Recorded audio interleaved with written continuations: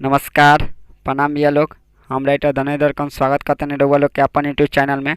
तो हाँ भैया लोग, आज हम लेके आ गए बने रउआ लोग खातिर प्रमोद प्रेमी जी के ट्रैक पे बहुत ही धांसू मैटर भैया लोग, जो उनका एगो साल भर पहले गाना रिलीज भरल है, दो गलवा मारा तबे माई। तो हाँ भैया लोग, एक 2 लिखले बानी। बहुत ही खूबसूरत सॉन्ग बा भैया लोग, लोकगीत है, रउआ लोग के बहुत पसंद है, लेडीज मैटर बा। तो हम भी एक बात और कहल चाहता नहीं, अगर वह सिंगर बानी, सिंगर बनल चाहता नहीं तो हमारे चैनल से जुड़ जाए, कैसे कि सिंगर से रिलेटेड वीडियो लेके आते रहने भैया लोग। तो हमारे चैनल के सब्सक्राइब कर लिया, बेल आइकन कॉल करके घंटी के दबा दी। तो चलिए भैया लोग, बिना स्किप किए वीडियो के स्टार्ट करल जाओ। तो चलिए लोग, रउआ लोग के पहले एक नज़र पढ़ के बता दी, बाद में डेमो गा दें भैया लोग। तो चलिए लोग, स्टार्ट करल जाओ। बड़ी दुख बाटे ए सैया, देवारा कदी ही घात कसैया। ये 2 बार आई भैया लोग। अरे बात माना राजा, घर अब आजा, मानी ना हमारो बतिया। ये के बार आई भैया लोग। ये देवारावा मारा तवे नतिया। ये 3 बार आई भैया लोग। 6 छड़वा भी लगा सकतनी। ये 6 छड़वा मारा तवे नतिया। तो चलिए लोग, रउआ लोग के डेमो गा के सुना दिया, स्पष्ट हो जी भैया लोग। तो चलिए लोग, स्टार्ट करल जाओ। अब बड़ी दुखी बाटे है ये सैया, देवारा कदी ही घात कसैया। अब बड़ी दुखी बाटे ये सैया, देवारा कदी ही घात कसैया। अया रे बात मान राजा, घर बया जा, मानी न हमारो बतिया। ई देवारावा हमारो तवे नतिया, ई छछारावा हमारो तवे नतिया, ई देवारावा हमारो तवे नतिया। तो हाँ भैया लोग, इधर मुखरा कैसा लगल, अच्छा लगल ना तो वीडियो को लाइक कर लोग भैया लोग, कमेंट कर लोग। अब चलिए लोग, चलो जाओ फर्स्ट अंतरा में। तो चलिए भैया लोग, रउआ लोग के पहले पढ़ के बता दी, बाद में डेमो गा दें भैया लोग। तो चलिए लोग, स्टार्ट करल जाओ। भइल बा दीवाना जी, खाता नइखे खाना जी। ये 2 बार आई भैया लोग। कौनो लड़की के पीछा पड़ल बा, यही से मुआना बढ़ल बा। ये के बार आई भैया लोग। अरे रउए समझाई, रउरे हा भाई, तुरले बाराते खटिया। यो एक बार आई भैया लोग। ई देवारावा मारा तबे नतिया। ये 3 बार आई।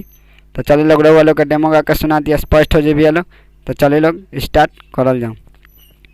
अब भइल बा दीवाना जी, खात नइखे खाना जी। भइल बा दीवाना जी, खात नइखे खाना जी।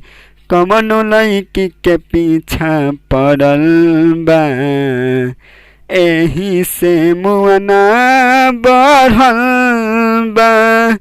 अरे रउए समझाई, रउरे ह भाई, तुरले बाराते खटिया।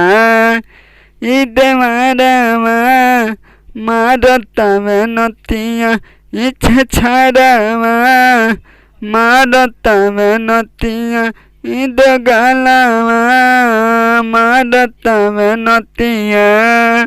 तो चले भैया लोग, अब चलो जाओ लास्ट अंतरा में। तो चले भैया लोग, रउआ लोग के पहले पढ़ के बता दी, बाद में डेमो गा दें भैया लोग। तो चलिए लोग, स्टार्ट करल जाओ। चल जाम नहीं हरवा जी, दुख लागल भीतरवा जी। ये 2 बार आई भैया लोग।